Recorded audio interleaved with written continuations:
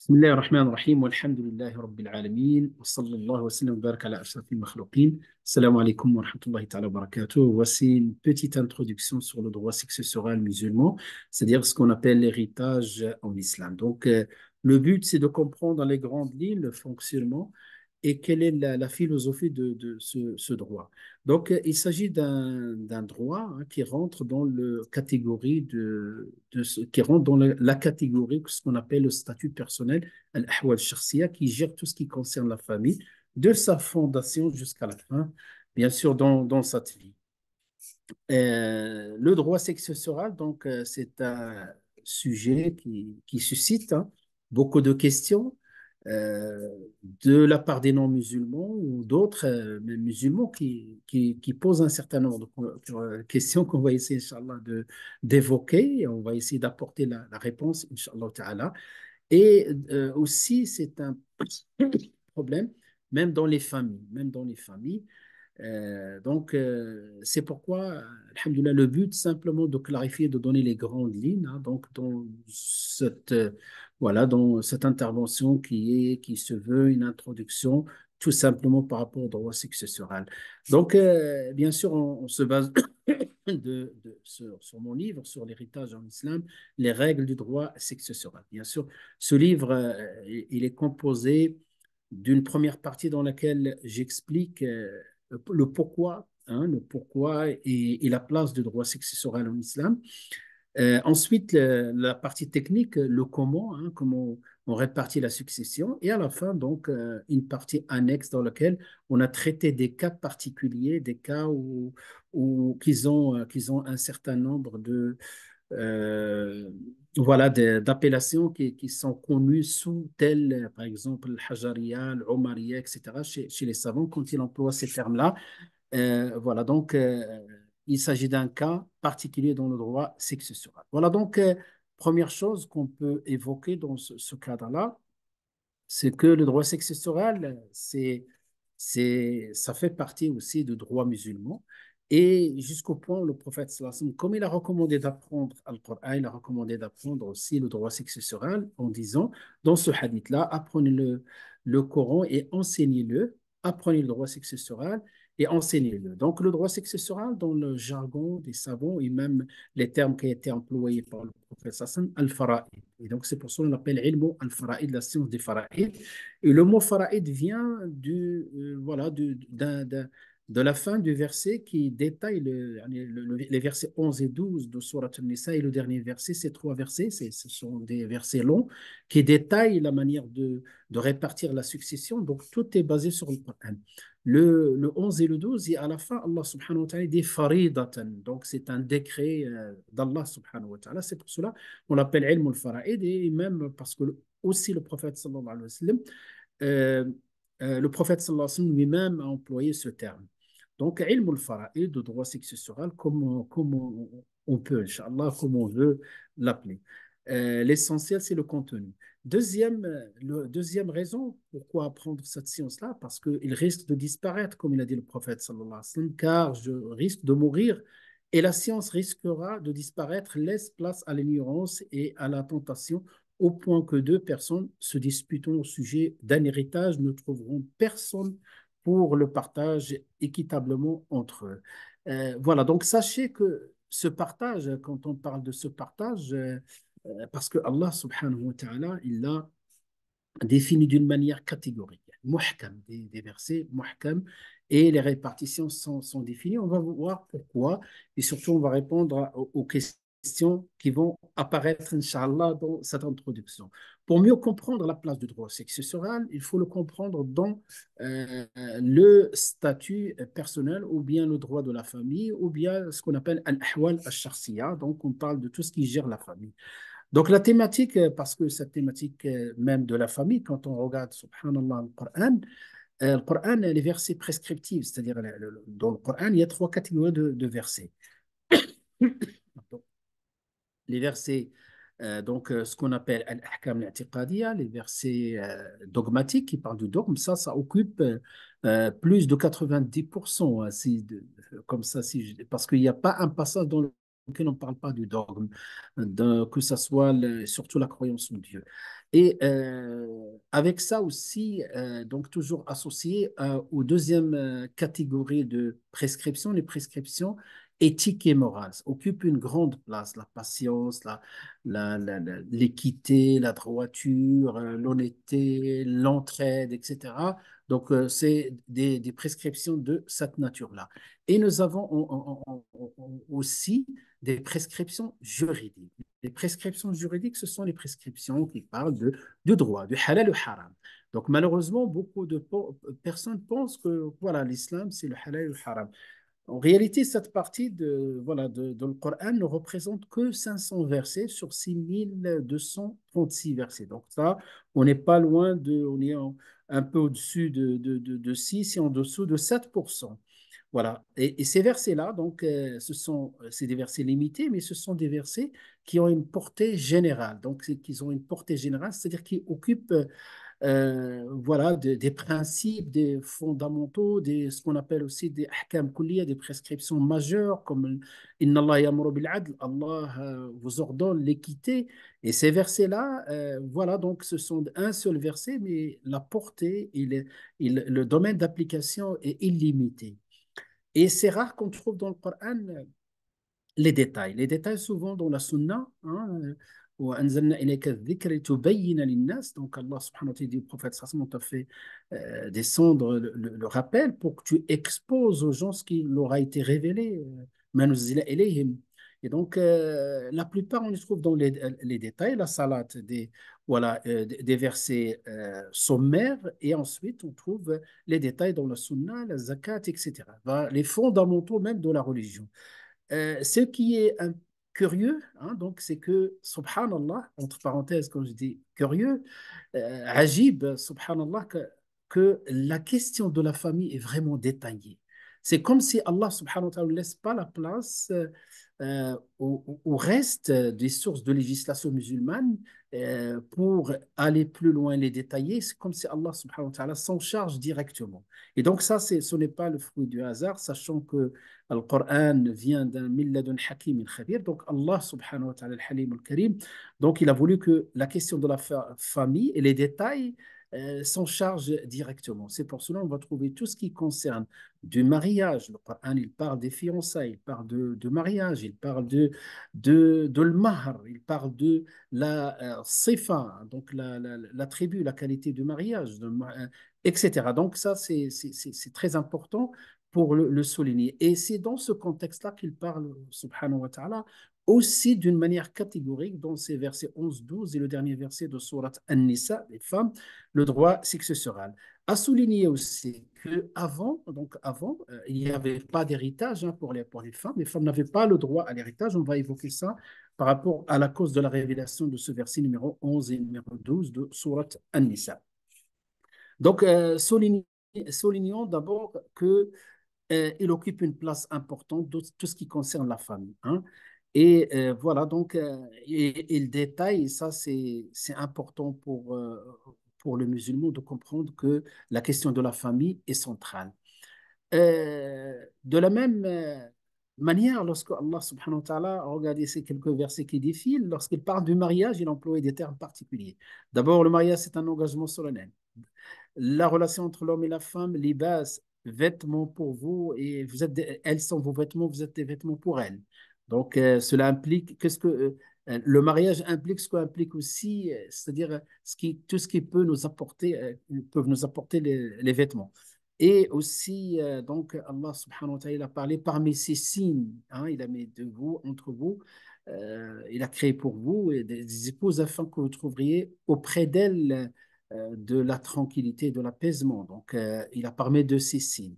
Donc, simplement pour souligner l'importance de ce sujet-là dans le droit musulman.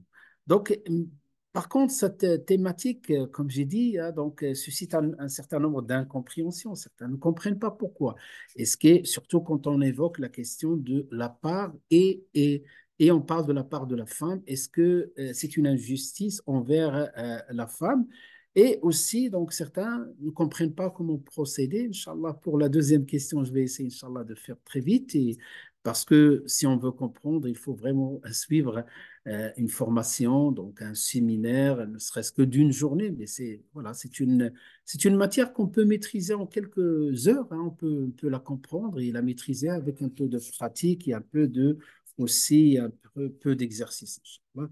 Donc dans le livre, il y a des exemples, il y a pas mal de choses que vous pouvez aussi euh, utiliser pour comprendre la partie technique. Voilà, pour la partie, la première partie, donc y a-t-il une injustice dans la répartition de l'héritage entre hommes et femmes? Donc pour comprendre, d'abord, il faut commencer par le verset qui parle de ça, parce que Allah subhanahu wa ta'ala, dans Surat An-Nisa, verset 11, il dit يوصيكم الله في أولادكم. Allah vous enjoint au sujet de vos enfants.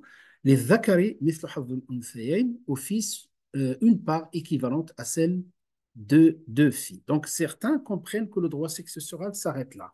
En réalité, donc s'ils continuent à lire, ils vont voir qu'il y a des choses qu'ils ont pas qu'ils ont peut-être omis ou ils n'ont pas allé plus loin pour les comprendre. Bah, pour comprendre d'abord, voilà, pour comprendre ce système successoral et pourquoi donc les parts sont réparties de cette manière-là, Inch'Allah, on va prendre un peu de la hauteur et on va citer un certain nombre de cas pour mieux comprendre et juger.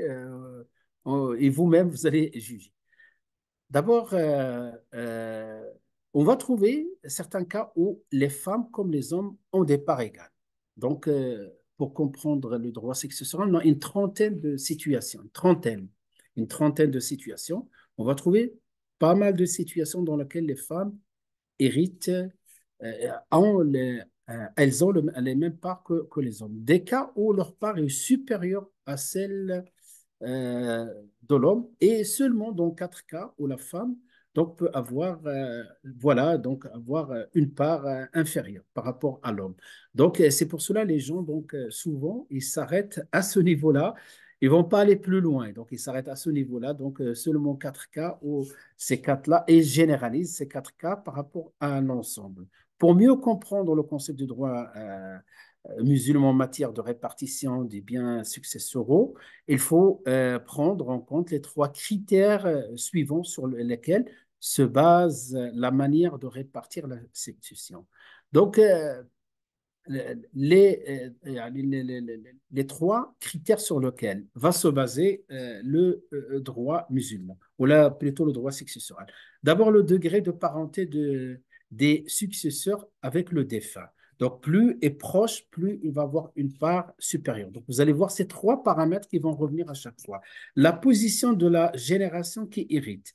Donc, la position, donc les grands-pères ou les parents, d'une manière générale, par rapport aux enfants, les fils et les filles, c'est de nouvelles générations. Donc, ils vont avoir plus par rapport à l'ancienne génération. Et troisième aussi, cet aspect-là qui est très important, cette dimension de la responsabilité familiale, la responsabilité surtout financière. Voilà, donc à souligner ces trois et surtout la troisième dimension, la responsabilité familiale. Allons-y, donc on va comprendre, d'abord on va essayer de voir les circonstances de la révélation de ce verset. يوصيكم الله في أولادكم للذكر مثل حظ الأنثيين فإن كن نساء فوق اثنتين فلهن ثلثا ما ترك. Donc ce verset-là, il est venu pour abolir une injustice envers les femmes, voilà, d'une manière générale, envers les femmes. Donc sans que je m'occupe de ce qui se passe, ce qui s'est passé dans les autres communautés, il y avait bien sûr une forme de discrimination, bien sûr, par rapport à la femme. L'islam est venu pour rendre justice et pour donner donc des prescriptions justes par rapport aux hommes et par rapport aux femmes. Donc la révélation de ce verset, donc il nous le raconte donc Jabir ibn Abdillah radiallahu anhu, où il y avait donc la femme de Saad ibn Rabi' qui est venue, qui est décédée, hein, donc il est décédé, et est venue, sa femme est venue voir le prophète sallallahu alayhi wa sallam pour lui exposer la situation, qui était la situation appliquée avant l'islam. C'est que en général, donc c'est les hommes qui vont prendre, les femmes n'ont pas de droit à l'héritage, ça c'est la période pré-islamique. Et même les garçons, hein, donc les plus forts, ceux qui, voilà, ceux qui ont un rôle militaire, qui sont des combattants, qui vont prendre la part du lion. Et donc là, dans cette situation de Saad ibn Rabi', radiallahu anhu, qu'Allah soit satisfait de lui, a laissé une épouse et deux filles et un frère. Donc le frère est venu, il a récupéré tout comme avant. Et là, du défunt va aller voir le prophète sallallahu alayhi wa sallam pour lui expliquer la situation. Et à partir de là, le prophète sallallahu alayhi wa sallam lui dit, donc Dieu jugera cela. Et effectivement, donc la révélation du verset 11 de Surat An-Nisa où Allah subhanahu wa ta'ala, dans ce cas-là, va expliquer, donc, comme Allah vous enjoint au sujet de vos enfants, les zakari mislu hazzil unthayayn. Donc là, le verset qu'on a cité, la part d'un homme est égale à deux parts d'une femme, et là, on va voir que dans certains cas, par rapport à l'ensemble des cas. Et ensuite, il dit, فَإِن كُنَّ nisa, s'il a laissé que des filles, hein, فوق اثنتان, ils sont plus que deux, hein, deux, trois, quatre, que des femmes, ils ont les deux tiers de la succession. فَلَهُنَّ ثُلُثَا مَا تَرَكَ, deux tiers. Et s'il s'agit, il a laissé qu'une seule, déjà, cette femme-là, il aura la moitié. Donc, on est loin voilà, d'une injustice envers la femme. Donc, فَلَهُنَّ ثُلُثَا مَا تَرَكَ إِن كَانَتْ وَاحِدَةً فَلَهَا النِّصْفُ. Et c'est dans ce cadre-là que le prophète sallallahu alayhi wa sallam va dire voilà, à Saad, ou bien il va appeler le frère de Saad Marbel, lui dit, donne deux filles et deux tiers à l'épouse de un huitième et tu gardes le reste. Donc là, même dans cette situation, il va avoir beaucoup moins que les femmes dans cette situation. Voilà les versets qu'Allah subhanahu wa ta'ala a révélés dans Surat An-Nisa. Un troisième point, donc le premier point, on a parlé de les critères sur lesquels et surtout les responsabilités, on va les évoquer par la suite. Donc la question de la génération, de la proximité du défunt, plus les responsabilités. Euh, donc, on a vu les circonstances de la révélation, c'est que la femme n'avait rien. Et là, dans cette situation, on va voir que la femme a eu rien que les femmes qui a laissé derrière lui Saad ibn Rabi' et tous les cas qui ressemblent à ce cas-là. L'épouse, elle a un huitième. Les filles qui sont jeunes, encore jeunes, ils ont besoin plus que leur mère. Donc, ils ont chacune un tiers. Chacune un tiers. Première règle de base, donc répartition de tarika. Donc, on va voir ces premières règles. C'est que dans le droit successoral, voilà, on a deux catégories d'héritiers. Une première catégorie d'héritiers, on les appelle ashabu al-furud, des parts légales fixes. D'accord?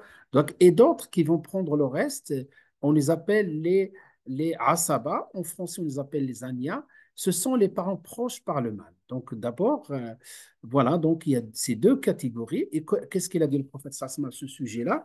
Il dit donc attribuer à chaque héritier au fard, ceux qui ont des parts fixes, on va leur donner d'abord leur part. Et voilà, donc, et le reste de la succession sera pour le mâle le plus proche, ce qu'on appelle le asaba. Le asaba. Al-hiqul fara'ida bi ahliha, fama baqiya fahuwa li awwali dhakarin. Donc, la question qu'on pose, c'est quels sont les ahlul fara'id ou ashabul fara'id et les asaba. Ben, si on commence par les fara'id, parce qu'ils ont des parts fixes, on commence par eux. Donc, d'abord, eux, ils ont leur part garantie, leur part qui est garantie. Donc, il s'agit de 8 femmes et 4 hommes. Donc, il s'agit de 8 femmes, l'épouse, la mère, la grand-mère, la fille, la petite-fille, la soeur germaine, la soeur paternelle, la soeur maternelle. Ceux qui ont furud, ashab al-furud parmi les hommes, le mari, le père, le grand-père et le frère maternel ou utérin. Donc voilà, c'est d'une manière générale, on peut d'ores et déjà souligner que lorsqu'il y a une succession, déjà, il y a 8 femmes qui ont une part garantie et que 4 femmes pardon, 4 hommes qui ont une part garantie. Si maintenant on passe au quatrième point, donc on a évoqué le premier, un, 2, 3 et 4. Donc le quatrième point, où la part de la femme est égale à la part de l'homme. Donc, on a plusieurs cas de figure. Donc, ça, c'est que des exemples, hein. Donc, supposons un défunt laisse un père et une mère. Donc, et un fils. Donc, le père, il va prendre un sixième, la mère un sixième. Donc, vous voyez, ils ont la même chose. La mère n'a pas pris moins que le père. Et le reste, donc, le mâle le plus proche, c'est le fils. Ici, un autre exemple, un défunt ou une défunte laisse un père et une mère avec deux filles au plus. Donc, la mère va prendre un sixième. Les deux filles vont prendre les deux tiers et le père aussi prend les deux tiers. Donc, vous voyez, il y a égalité aussi des parts par rapport à l'homme et la femme dans cette situation. Une défunte ou un défunt laisse un frère utérin, c'est-à-dire un frère maternel, ou plus, une sœur utérine et une sœur germaine. Donc, la sœur utérine va prendre le 1 sixième, le frère utérin, pareil, prend le 1 sixième, homme et femme, et la moitié pour la sœur germaine qui va ici jouer le rôle, voilà, ici va jouer le rôle de la fille, puisqu'il n'a pas laissé de fille. Donc, vous voyez les parts ici des hommes et des femmes, donc même on a vu des fois égales, des fois même par rapport à ces cas-là, plus. Cinquième, c'est lorsque la femme a nettement plus que sa part est supérieure à l'homme. Donc, lorsqu'un défunt laisse une épouse, un frère, deux filles, ce sont des exemples. Donc, l'épouse, il prend un tiers, les deux filles, donc un tiers, et le frère, le reste, hein. Donc, vous voyez, par rapport à cette subdivision ou par rapport à cette catégorie-là, les filles vont prendre plus que le frère du défunt. D'autres cas, lorsque une défunte laisse derrière elle un époux, une fille, une mère. Donc la fille, il a la moitié, rien que la fille. Pareil pour le troisième cas, rien que la fille peut prendre le, euh, le- la moitié et les deux frères vont se partager l'autre moitié, c'est-à-dire un quart pour chaque homme et le double pour la femme. Quand où la femme, voilà, la femme hérite et l'homme n'hérite pas. Encore, on peut aller plus loin. Donc, regardez cette situation lorsqu'un défunt ou défunte laisse une fille de fils, il y a une sœur germaine et un frère consanguin, donc un demi-frère consanguin. Donc, consanguin, c'est-à-dire un frère, demi-frère paternel. Donc, la fille, la moitié. La fille du fils, il va prendre un sixième pour compléter la part fixe des femmes qui est deux tiers, hein, donc deux tiers. Et la sœur germaine va prendre le reste en tant qu'alien. Et c'est la sœur qui va jouer le rôle d'un alien, alors que d'une manière générale, quand on parle des aliens, c'est les mâles le plus proche. Ici, c'est la sœur qui prendra ce rôle. Et quant au frère consanguin, donc il aura rien. Il n'aura rien. Alors voilà, il n'y a que des femmes qui héritent dans cette situation-là, et ainsi de suite. Donc, vous avez d'autres cas de figure devant vous. Ensuite, donc, le cas où les femmes héritent de la moitié de l'homme. Ils sont au nombre, donc quatre cas, on a dit, lorsque une fille avec son frère, donc avec son frère, ou bien l'épouse, quand il hérite de son époux, ou lui, il hérite d'elle. Voilà, donc c'est ça. Et voilà, donc si la personne décède, n'a ni parents ni descendance, la sœur hérite d'une part deux fois moindre que le frère. Donc si on regarde, parce que ce qu'on a dit par rapport aux trois paramètres, donc le paramètre proximité, le paramètre génération et troisième paramètre qui est les responsabilités. Donc, lorsque la fille hérite d'une part de deux fois moindre que celle de fils, on va voir que si un défunt laisse derrière lui un garçon et une fille, ils n'ont pas les mêmes responsabilités financières. Le garçon, donc, il a en islam, il a ce qu'on appelle la responsabilité de la nafaqa. Et même quand il se marie, il va payer la dot, c'est lui qui va meubler, c'est lui qui prend tout en charge. Dans le livre, je détaille toutes les responsabilités de l'homme basées sur des hadiths et des versets. Quant à la femme, c'est elle, quand sa sœur, quand il se marie, c'est elle qui va recevoir la dot. C'est pour cela on lui a donné plus parce qu'il a plus de responsabilités. Euh, L'épouse donc hérite de la moitié, donc de un quart, donc de un huitième, et l'époux Et l'époux hérite de un quart, donc en cas de descendance, hein, donc présence de descendance, absence de descendance, on va voir que lui, il a le double parce que c'est toujours les responsabilités qu'il a incombent à l'homme. Voilà. Donc, par rapport à ça, vous trouvez les détails dans le livre si vous voulez plus de détails. Sinon, c'est c'est-à-dire, pour comprendre cette partie-là, il faut rentrer dans le système de la nafaqa et des responsabilités et des charges financières. Et voici maintenant, quand on parle des codes-parts, hein, c'est-à-dire on parle des parts fixes par le Coran, on a, bien sûr, on a plusieurs les pourcentages, hein. Donc, ou bien plusieurs fractions. Donc, on a le un tiers, le un huitième, le un quart, le deux tiers, la moitié. Le Coran, il a parlé de tout ça. Donc, on va les reprendre, le un sixième, le un tiers, le deux tiers, un huitième, un quart, la moitié. Donc, ceux qui vont avoir ces codes parts, ces codes parts, ceux qui sont à fard, ils vont prendre avant les autres. Donc, si on fait simplement une observation générale, c'est que tout ce que vous voyez en violet, c'est les femmes qui ont une quote-part fixe, hein. Donc, vous voyez les moitiés, pratiquement, c'est que des femmes, le un quart aussi, les deux tiers que des femmes. Et vous voyez, même par rapport au schéma général, vous pouvez observer davantage, vous avez plus de violet que du vert, plus du vert clair ou le pistache. Et même ici, vous avez la sœur qui, dans ça, là, c'est à moitié, hein, dans cette case-là. Voilà, donc dans le livre, j'ai détaillé pas mal des choses pour comprendre pourquoi donc, il y a cette répartition. Donc, celui qui comprend le fonctionnement du droit successoral, la place et les questions financières, la position de l'héritier vis-à-vis de son défunt, les responsabilités, la position et les générations peuvent comprendre cette répartition.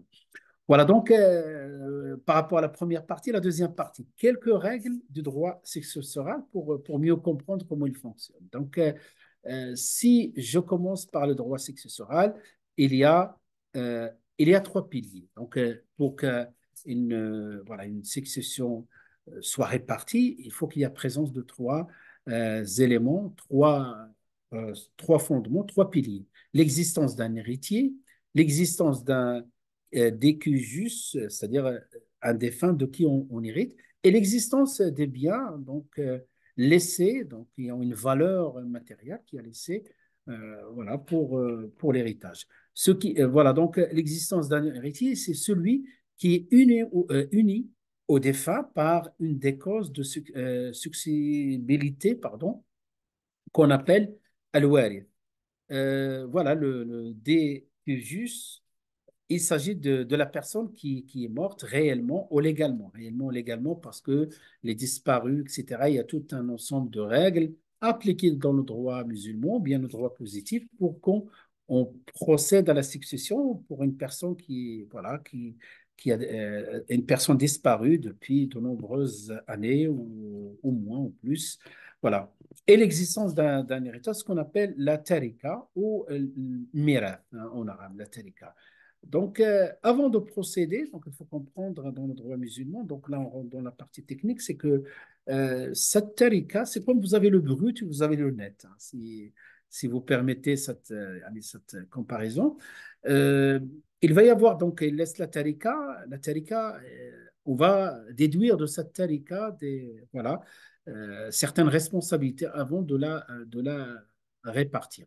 Donc, les frais inhérents à la mise à l'enterrement du défunt, donc tout ce qui concerne ça, voilà, donc ça, c'est à partir de cette tarika, de ce qu'il a laissé, qu'on va qu'on va financer toute la partie. Des fois, il y a rapatriement, il y a des choses qui sont coûteuses. Ensuite, donc, dans la pratique, généralement, alhamdoulilah, il y a beaucoup de gens voilà, qui font sadaqa. Et dans la pratique, dans l'usage, en général, c'est les enfants, hein, c'est les enfants qui font ça, comme ils peuvent prendre directement voilà, de ce qu'il a laissé le défunt. Paiement des dettes laissées pour le défunt. Il faut vérifier les dettes, hein, les dettes qu'il a laissées derrière lui. Et enfin, exécuter le testament. Le testament, donc ça, c'est une question importante parce que quand on parle dans le droit musulman, le testament, le wasiya, c'est pas qu'on parle d'un testament qu'on laisse à un notaire. On peut laisser un testament chez un notaire dans lequel on a réparti de la manière voilà, qui nous semble la plus juste. Ça s'appelle le testament dans le droit français, hein, d'une manière générale. Par contre, dans le droit musulman, on a traduit le wasiya par le testament, mais le wasiya, il concerne les non-héritiers. Donc, le prophète sallallahu alayhi wa sallam dit, la wasiyata li warith, c'est-à-dire un héritier. Celui qui sont liés, on va voir, par le nasab, par le mariage. Donc, il y a le nasab et le mariage. Par le nasab, c'est la famille. C'est pas la belle famille. Donc, comme dans l'usage linguistique, on dit nasab, nisab, ça veut dire la belle famille. Non, nasab ici, c'est les liens du sang. Donc, le père, les descendants, les ascendants, les frères, les sœurs, etc. Euh, donc, ceux qui sont liés par le nasab ou le mariage. Sinon, il y a un troisième cas, l'affranchissement qui n'existe plus. Et je vais l'évoquer, Inch'Allah, rapidement pour comprendre ça, ce qu'on appelle, voilà. Mais donc, le testament, il concerne, par exemple, il se peut que la personne avait des cousins qui prenaient en charge, qui étaient pauvres, ils n'ont pas les moyens, et ça, il sait très bien qu'ils n'auront pas le droit parce que ils ne sont pas au niveau de la généalogie, ou plutôt par rapport à l'arbre généalogique, ils sont éloignés un peu. Et donc, à partir de là, ils vont être masqués, hein, donc le hajb par les plus proches, par les plus proches comme ses enfants, ses ascendants et ses descendants.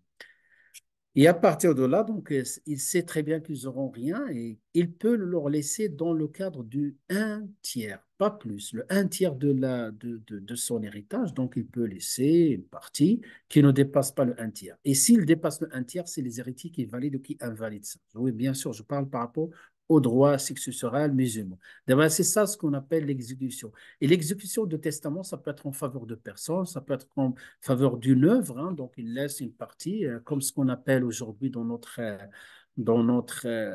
voilà, dans le droit positif, on parle du legs, hein, donc il peut, mais s'il veut donner quelque chose dans sa vie, il a le droit de donner tout. Ça, on l'appelle les hibas.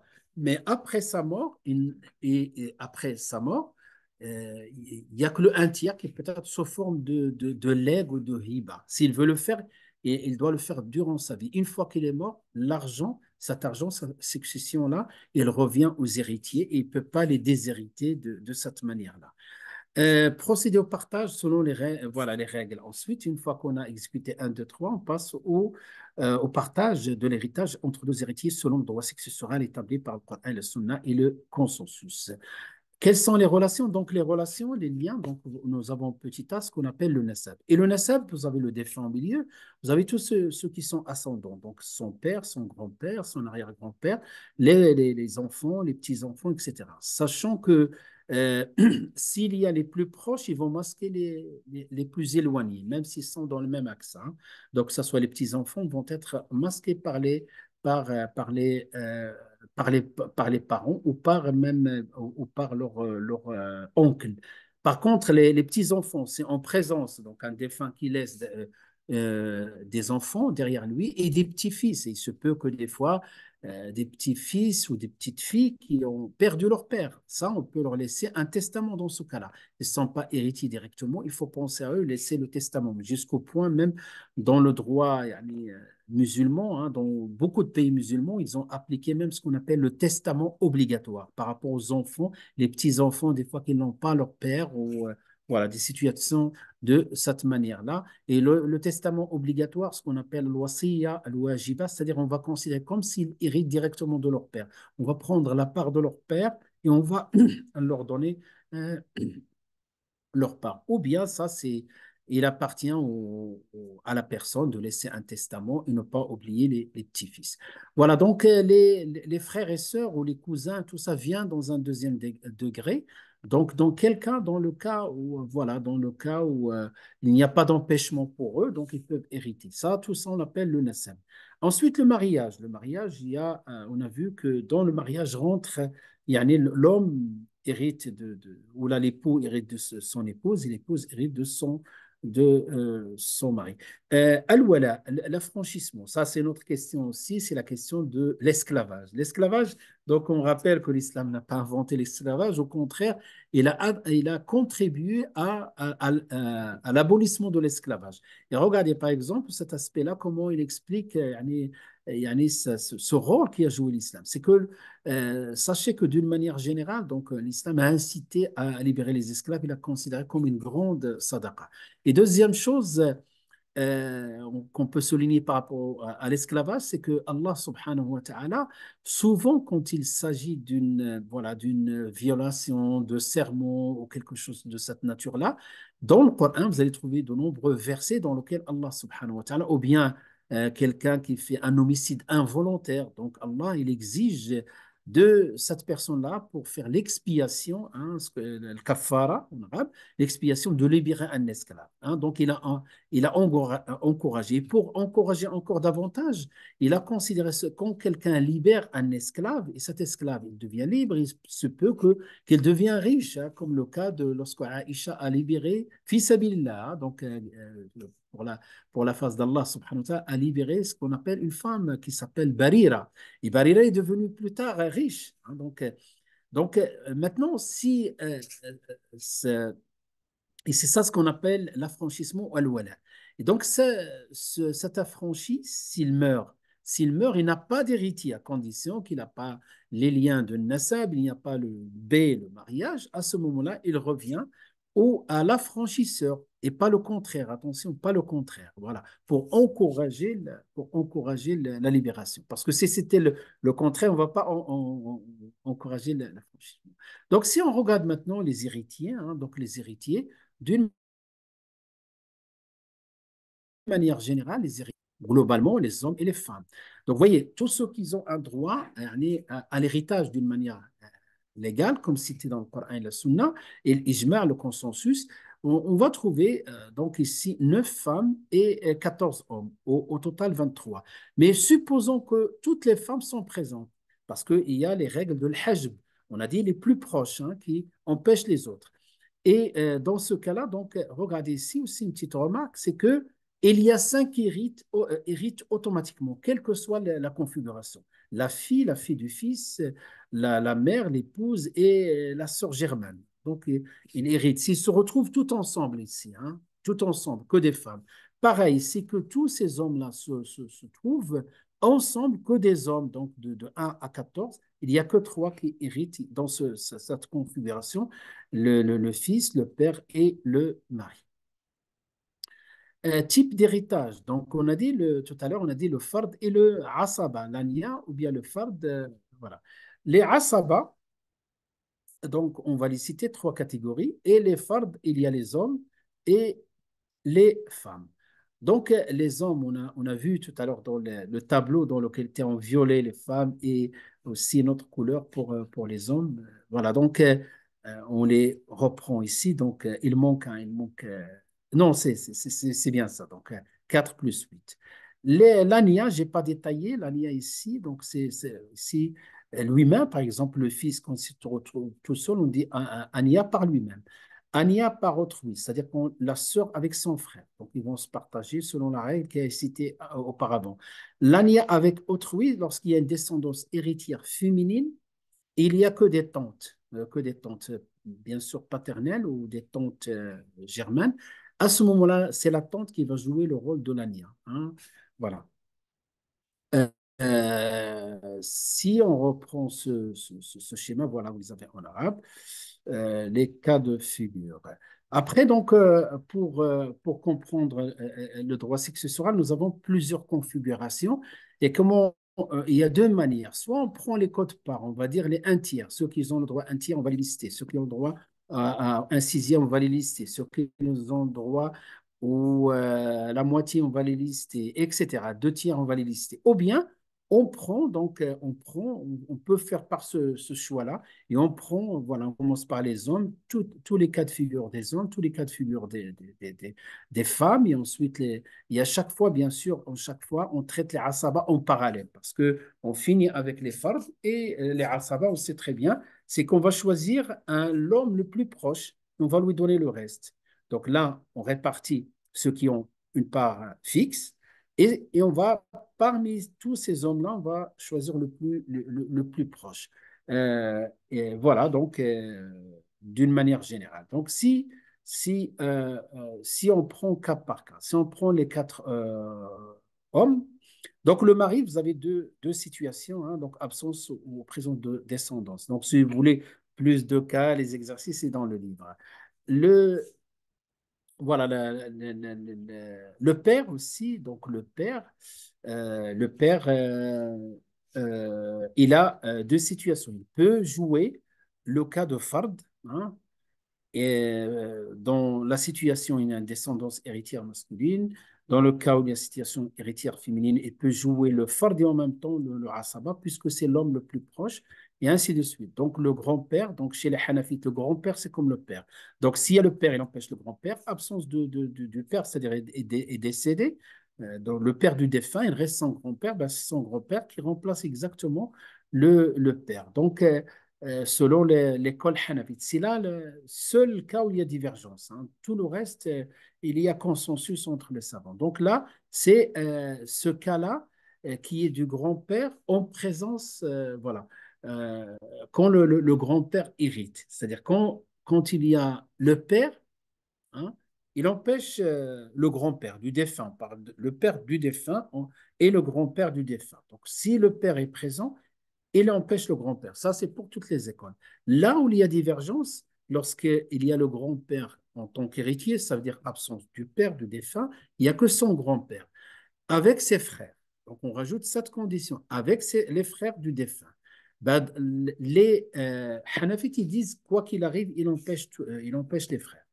La majorité des savants ils disent non. Les frères, c'est sont au même degré que le frère. Et il y a plusieurs solutions donc, qu'on trouve dans le livre détaillé.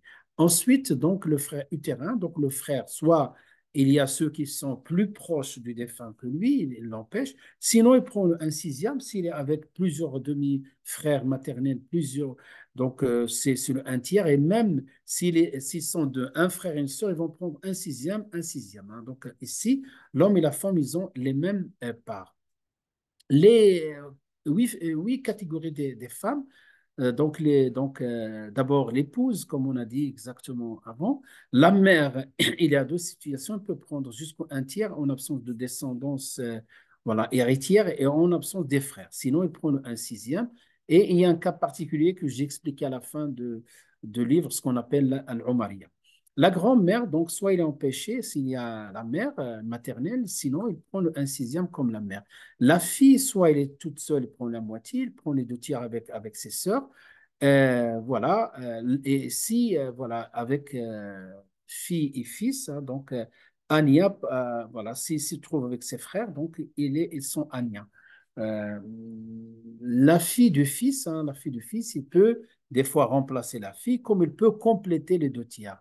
La sœur germaine, il y a plusieurs situations, donc des fois empêchée, des fois elle hérite. La sœur consanguine aussi, des fois elle peut prendre la place de la fille, elle prend la moitié. S'il est seul, elle avec ses d'autres sœurs, elle peut prendre les deux tiers. Mais sinon, il y a plusieurs cas de figure. Donc ça, cette présentation se veut une présentation pour comprendre d'une manière générale. La sœur utérine, maintenant la sœur utérine, donc comme on a dit par rapport au frère utérin, donc soit il prend un tiers, pardon, un sixième, s'ils sont deux ou trois, le un tiers, il se partage un tiers avec des parts égales. Voilà, j'ai fait, alhamdoulilah, le tour, je regarde ma montre, je fixais à peu près 45 minutes pour faire ça. Voilà, Inch'Allah, cette première présentation. Barakallahu fikoum, pour en savoir plus, voilà le livre. Sinon, si vous voulez, Inch'Allah, avoir plus de la chaîne YouTube, vous avez aussi l'Institut Nawawi, hein, la formation des cadres religieux aussi, pour ceux qui veulent approfondir leurs connaissances. Et nous avons la petite chaîne Telegram de temps en temps. Donc, on donne des cours, on donne voilà, des informations dans cette chaîne. Wa sallallahu wa sallam wa baraka ala sayyidina Muhammadin wa ala alihi wa sahbihi ajma'in. Walhamdulillah rabbil alamin. Barakallahu fikum. À très bientôt. Salam alaikum.